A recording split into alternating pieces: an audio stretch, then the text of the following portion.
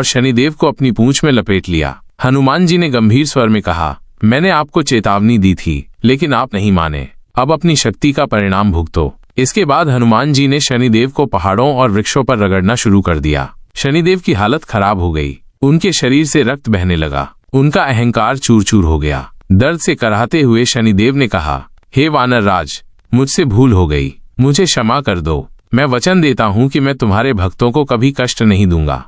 आपका हार्दिक स्वागत है हमारे चैनल श्री महादेव में, जहाँ भक्ति की गंगा बहती है और प्रभु के चरणों में श्रद्धा का दीप जलता है। जय श्री राधे राधे, जय श्री महादेव। सभी भक्तों को हमारा प्रणाम। इस चैनल पर हम आपके लिए लाते हैं प्रभु की लीलाओं, देवताओं की कथाओं और भक्ति के अनमोल रत्नों की कहानियां, जो आपके मन को शांति और आत्मा को आलोक प्रदान करेंगी। हम अपने सभी सब्सक्राइबर्स का हृदय से धन्यवाद करते हैं, जिनके प्रेम और समर्थन ने श्री महादेव चैनल को भक्ति का एक पवित्र मंच बनाया है। अगर आपने अभी तक सब्सक्राइब नहीं किया है तो कृपया चैनल को सब्सक्राइब करें और प्रभु की कृपा की इस यात्रा का हिस्सा बने। आज हम आपके लिए लेकर आए हैं शनिदेव की एक ऐसी कथा जो अपमान, तपस्या और न्याय की गाथा है। तो आइए अपने हृदय को भक्ति से भरें और इस पवित्र कहानी में डूब जाएं। जय श्री महादेव। एक प्राचीन काल की बात है, जब देवलोक में सूर्यदेव अपनी पत्नी स्वर्णा और उनके बच्चों से मिलने आए। सूर्यदेव का तेज ऐसा था मानो साक्षात अग्नि धरती पर उतर आई हो। उनका प्रकाश सारी सृष्टि को रोशन कर रहा था और उस तेज में एक छोटा सा बालक शनिदेव अपने पिता को प्रणाम करने के लिए आगे बढ़ा। शनिदेव का मन अपने पिता के प्रति प्रेम और श्रद्धा से भरा था। वह उनकी एक झलक पाने को आतुर थे।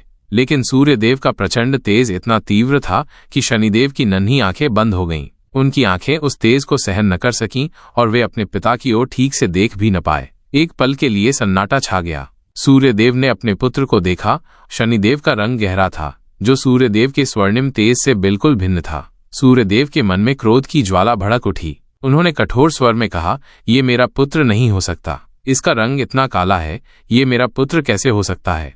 ये स्वर्णा की कोई चाल है। सूर्यदेव के ये शब्द शनिदेव के कोमल हृदय को चीर गए। एक छोटा सा बालक, जिसके मन में अपने पिता के लिए केवल प्रेम था, वो इस अपमान से टूट सा गया। उसका मासूम चेहरा दुख से भर गया।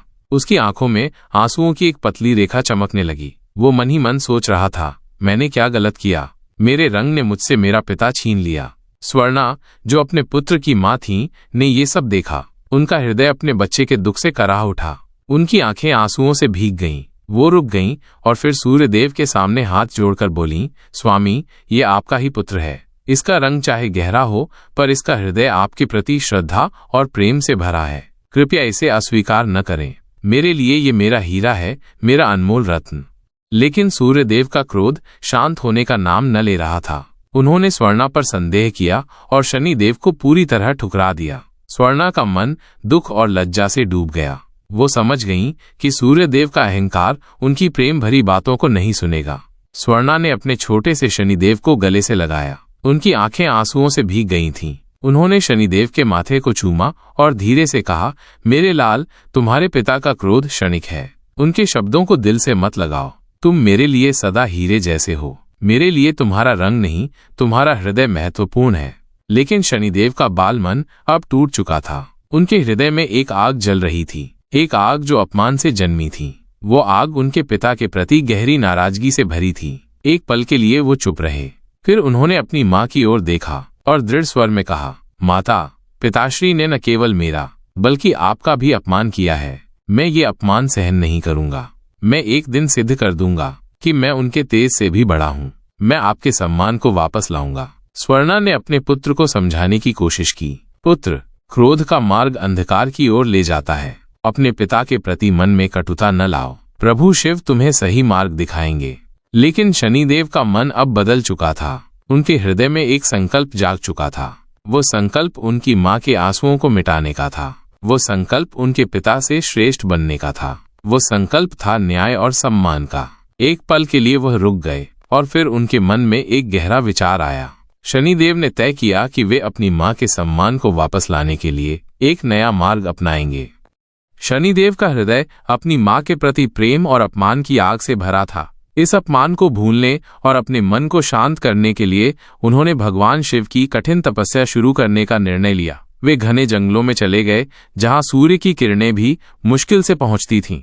वहां कठोर तप में लीन होकर उन्होंने अपने मन की सारी पीड़ा, सारा दुख, सारा अपमान शिव के चरणों में समर्पित कर दिया। शनिदेव की केवल एक इच्छा थी, अपनी मां के लिए न्याय और सम्मान। वे दिन रात शिव के नाम का जाप करते। ओम नमः शिवाय, ओम नमः शिवाय। न भोजन की चिंता, न पानी की जरूरत। उनके होठों पर केवल ये मंत्र गूंजता था। वर्षों तक ये तप चलता रहा। जंगल के पशु पक्षी भी शनिदेव की भक्ति को देखकर चकित थे। पेड़ों की पत्तियां उनकी तपस्या की गवाह बन रही थीं। शनिदेव का शरीर कमजोर हो गया, लेकिन उनका मन और दृढ़ होता गया। उनके हृदय में अपनी मां के आंसुओं का दर्द था। वो दर्द हर पल उन्हें याद दिलाता था कि उनकी मां का अपमान हुआ है। वो हर पल सोचते, हे महादेव, मुझे ऐसी शक्ति दो कि मैं अपनी मां का सम्मान वापस ला सकूं। मेरी मां के आंसू मेरे लिए असहनीय हैं।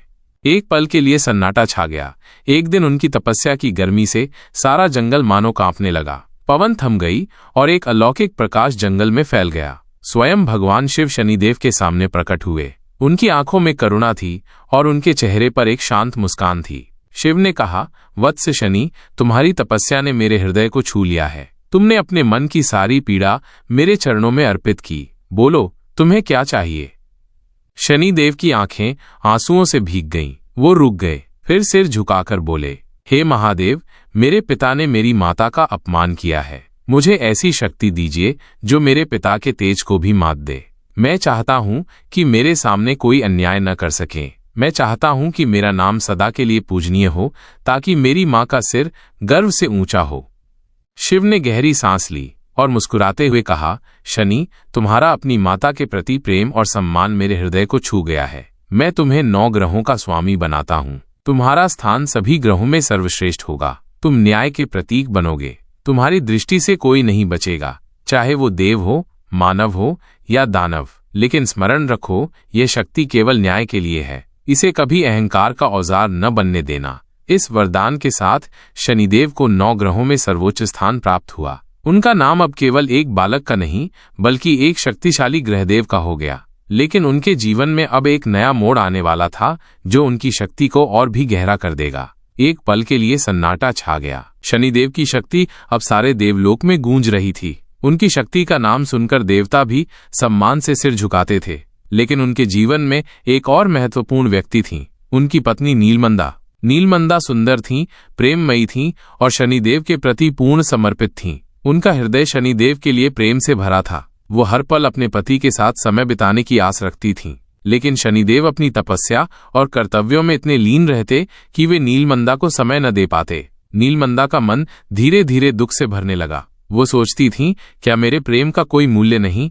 एक पल के लिए वह रुक गईं, फिर सोचा, क्या मेरे समर्पण का कोई महत्व नहीं? क्या मैं अपने पति के हृदय में स्थान नहीं पा सकती? एक दिन नीलमंदा ने अपने मन की सारी पीड़ा को दबाया और शनिदेव के पास गईं। उन्होंने अपने सौंदर्य को सजाया। उनके चेहरे पर प्रेम की कोमल मुस्कान थी। उनके मन में एक आशा थी कि आज शनिदेव उनकी पुकार सुनेंगे। उन्होंने मधुर स्वर में पुकारा, प्रिय, मैं आपके लिए आई हूँ। मेरे हृदय में आपके लिए अनंत प्रेम है। लेकिन शनिदेव उस समय गहरे ध्यान में लीन थे। उनका मन शिव की भक्ति में डूबा था। ओम नमः शिवाय, ओम नमः शिवाय। उनके होठों पर यह मंत्र बार बार गूंज रहा था। नीलमंदा ने फिर पुकारा, प्रिय, कृपया मेरी ओर देखें। लेकिन शनिदेव की आंखें बंद थीं। उनका मन कहीं और था। नीलमंदा ने बार बार कोशिश की। उन्होंने अपने प्रेम को शब्दों में पिरोया, प्रिय, मैंने आपके लिए सब कुछ त्याग दिया। मेरे हृदय में केवल आपका स्थान है। लेकिन शनिदेव की भक्ति अटल थी। वो एक पल के लिए भी नहीं रुके। नीलमंदा का हृदय टूट गया। उनके आंसुओं ने उनकी आंखें भर दीं। वो अपने प्रेम को ठुकराए जाने से आहत थीं। एक पल के लिए सन्नाटा छा गया। उनके मन में दुख और क्रोध की लहरें उठने लगीं। उन्होंने कांपते स्वर में कहा, आप मेरे प्रेम को ठुकरा रहे हैं। मैंने आपको अपना सब कुछ दिया, मेरा हृदय, मेरी आत्मा। मैंने आपके लिए हर सुख त्याग दिया, लेकिन आपने मेरी ओर देखा तक नहीं। मेरे हृदय का ये दुख अब सहन से बाहर है। मैं आपको श्राप देती हूँ, जिस पर भी आपकी दृष्टि पड़ेगी वो तबाह हो जाएगा। नीलमंदा के शब्द सुनकर शनिदेव का ध्यान टूटा। वो एक पल के लिए रुक गए। उन्होंने अपनी पत्नी की ओर देखा। उनकी आंखों में दुख था। उन्होंने धीरे से कहा, प्रिय, मेरी तपस्या मेरे कर्तव्य का हिस्सा है। मैंने तुम्हारा अनादर नहीं किया। मेरी भक्ति मेरी माता के सम्मान और न्याय के लिए है। कृपया अपने शब्द वापस ले लो। लेकिन नीलमंदा का क्रोध उनके आंसुओं में डूब चुका था। वो रुक गईं, फिर बोली, मैं अपना श्राप वापस नहीं ले सकती। एक पल के लिए वो चुप हो गईं, फिर उनके मन में पश्चाताप जागा। उन्होंने कहा, मैं ये सुनिश्चित करूंगी कि जो भक्त सच्चे मन से तुम्हारी पूजा करेगा उस पर तुम्हारी कृपा बनी रहे, उसके जीवन में सुख और शांति का वास होगा। इस श्राप के कारण शनिदेव की वक्र दृष्टि का प्रभाव लोगों पर पड़ने लगा। जहां उनकी दृष्टि पड़ती वहां कष्ट और विपदा आती, लेकिन उनकी दया भी उतनी ही बड़ी थी। जो भक्त सच्चे मन से उनकी पूजा करता उसे शनिदेव सुख, समृद्धि और शांति प्रदान करते। शनिदेव का हृदय अब भी अपनी मां के प्रति प्रेम और अपने कर्तव्यों के प्रति निष्ठा से भरा था, लेकिन ये श्राप उनके लिए एक नई चुनौती बन गया। वो सोचने लगे, क्या ये मेरी नियति है? क्या मेरी शक्ति दूसरों के लिए कष्ट बन जाएगी? एक पल के लिए उनके मन में गहरा विचार आया, लेकिन उनकी भक्ति और न्याय के प्रति निष्ठा ने उन्हें मार्ग दिखाया। समय बीता और शनिदेव की शक्ति दिन ब दिन बढ़ती गई, लेकिन इस शक्ति के साथ उनके मन में एक अहंकार भी जाग उठा। वो सोचने लगे, मेरी शक्ति का कोई सानी नहीं, मैं 9 ग्रहों का स्वामी हूँ, मेरे सामने कोई टिक नहीं सकता। एक पल के लिए वो रुक गए, फिर उनके मन में एक विचार आया, मुझे अपनी शक्ति का प्रदर्शन करना चाहिए। इसी अहंकार में चूर होकर वे एक दिन भ्रमण पर निकले। तभी उनकी नजर हनुमान जी पर पड़ी। हनुमान जी एक शांत वृक्ष के नीचे बैठे थे। वो श्री राम की भक्ति में लीन थे। उनके चेहरे पर शांति थी, उनके होठों पर केवल एक नाम गूंज रहा था, जय श्री राम, जय श्री राम। उनकी भक्ति इतनी गहरी थी कि सारा संसार उनके लिए श्री राम के चरणों में समा गया था। शनिदेव ने सोचा, ये वानर कौन है? ये मेरी शक्ति को नहीं जानता, मैं इसे अपनी शक्ति का परिचय दूंगा। उन्होंने हनुमान जी पर अपनी वक्र दृष्टि डाली, लेकिन हनुमान जी पर इसका कोई प्रभाव न पड़ा। वह एक पल के लिए भी नहीं डिगे, वह अपनी भक्ति में मग्न रहे। जय श्री राम, जय श्री राम। शनिदेव का क्रोध भड़क उठा, वो रुक गए। फिर उन्होंने हनुमान जी को ललकारा, ए वानर, क्या तुम नहीं जानते कि मैं शनिदेव हूँ? मेरी दृष्टि से कोई नहीं बच सकता। मेरी शक्ति के सामने बड़े बड़े देवता भी झुक जाते हैं। हनुमान जी ने शांत स्वर में कहा, हे शनिदेव, मैं अपने प्रभु श्री राम की भक्ति में लीन हूँ। मेरे लिए राम नाम ही सब कुछ है। कृपया मेरी साधना में विघ्न न डालें। एक पल के लिए सन्नाटा छा गया, लेकिन शनिदेव का अहंकार अब चरम पर था। उन्होंने हनुमान जी की भुजा पकड़ ली। हनुमान जी को लगा जैसे उनकी भुजा पर कोई जलता अंगारा रख दिया हो, लेकिन हनुमान जी का मन अडिग था। उनके हृदय में केवल श्री राम का नाम था, जय श्री राम, जय श्री राम। उन्होंने एक झटके से अपनी भुजा छुड़ाई और शनिदेव को अपनी पूंछ में लपेट लिया। हनुमान जी ने गंभीर स्वर में कहा, मैंने आपको चेतावनी दी थी, लेकिन आप नहीं माने। अब अपनी शक्ति का परिणाम भुगतो। इसके बाद हनुमान जी ने शनिदेव को पहाड़ों और वृक्षों पर रगड़ना शुरू कर दिया। शनिदेव की हालत खराब हो गई, उनके शरीर से रक्त बहने लगा, उनका अहंकार चूर चूर हो गया। दर्द से कराहते हुए शनिदेव ने कहा, हे वानर राज, मुझसे भूल हो गई, मुझे क्षमा कर दो। मैं वचन देता हूँ कि मैं तुम्हारे भक्तों को कभी कष्ट नहीं दूंगा। एक पल के लिए सन्नाटा छा गया। हनुमान जी का हृदय करुणा से भर गया। वो रुक गए। फिर उन्होंने शनिदेव को अपनी पूंछ से मुक्त किया। हनुमान जी ने शनिदेव के घावों पर सरसों का तेल लगाया। उस तेल से शनिदेव को तुरंत राहत मिली। उनकी पीड़ा शांत हो गई। उनके मन में हनुमान जी के प्रति गहरा सम्मान जाग उठा। शनिदेव ने कहा, हे हनुमान, तुमने मेरी पीड़ा हर ली, तुमने मुझे मेरे अहंकार से मुक्त किया। मैं वचन देता हूँ कि जो भक्त शनिवार को मुझ पर तेल चढ़ाएंगे, मैं उनके सारे दुख दूर करूंगा। इस घटना के बाद शनिदेव और हनुमान जी में गहरी मित्रता हो गई। शनिदेव ने वचन दिया कि हनुमान जी के भक्तों को उनकी वक्र दृष्टि से कोई हानि नहीं होगी। एक दिन शनिदेव ने हनुमान जी से कहा, हे पवन पुत्र, मैंने अपने अहंकार के कारण तुम्हारा अपमान किया, लेकिन तुमने मुझे क्षमा किया। तुमने मुझे सिखाया कि भक्ति ही सच्ची शक्ति है। हनुमान जी ने मुस्कुराते हुए कहा, शनिदेव, तुम अब मेरे मित्र हो। जय श्री राम। तुम्हारी शक्ति अब भक्तों के कल्याण के लिए होगी। इस मित्रता की खबर सारे देवलोक में फैल गई। भक्तों ने शनिवार को शनिदेव की पूजा शुरू की। वे मंदिरों में तेल चढ़ाने लगे, हनुमान चालीसा का पाठ करने लगे। हर शनिवार को मंदिरों में भक्तों की भीड़ जुटने लगी। लोग कहते, जय श्री राम, जय शनिदेव। यह परंपरा सुख और शांति का मार्ग बन गई। भक्तों ने अनुभव किया कि शनिदेव की कृपा और हनुमान जी की भक्ति से उनके जीवन के कष्ट दूर हो रहे थे।